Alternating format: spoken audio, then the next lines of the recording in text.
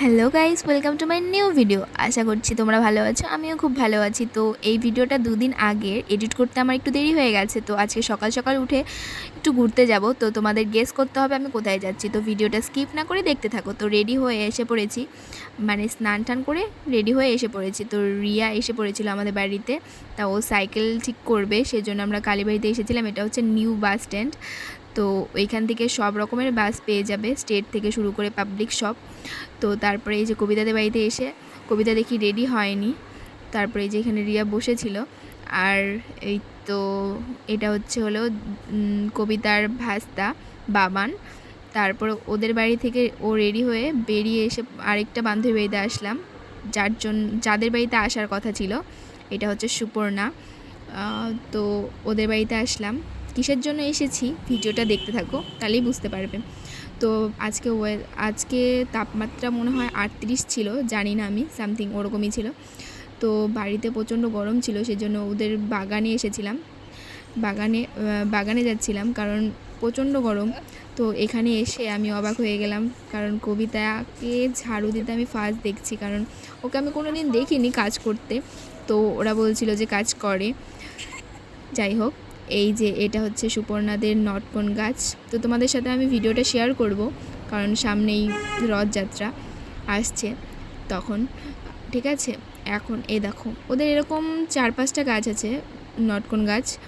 তো আরও ওই পাশে ছিল, ওইদিকে ছিল হচ্ছে ওদের বাড়ি, এদিকে ওদের বাড়ি।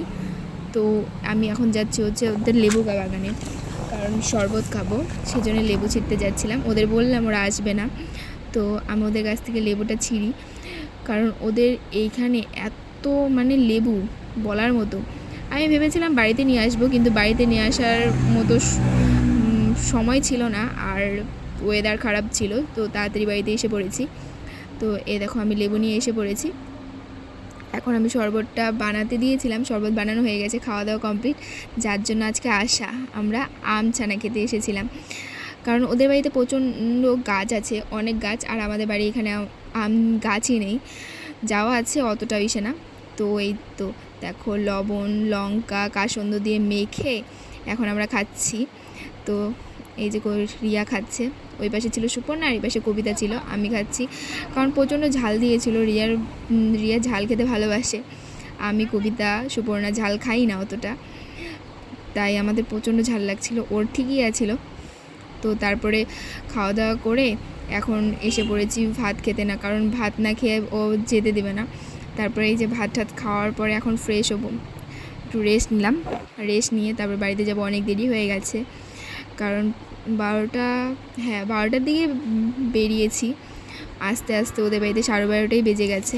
তো এই তো আমরা একটু রেস্ট নিয়ে এখন বাড়িতে যাচ্ছি, কারণ অনেকটা ওয়েদার খারাপ ছিল, আর একটু দেরি করার কথা ছিল, তো দেরি করতে পারিনি। তো দেখা হচ্ছে নেক্সট ব্লকে, ততক্ষণ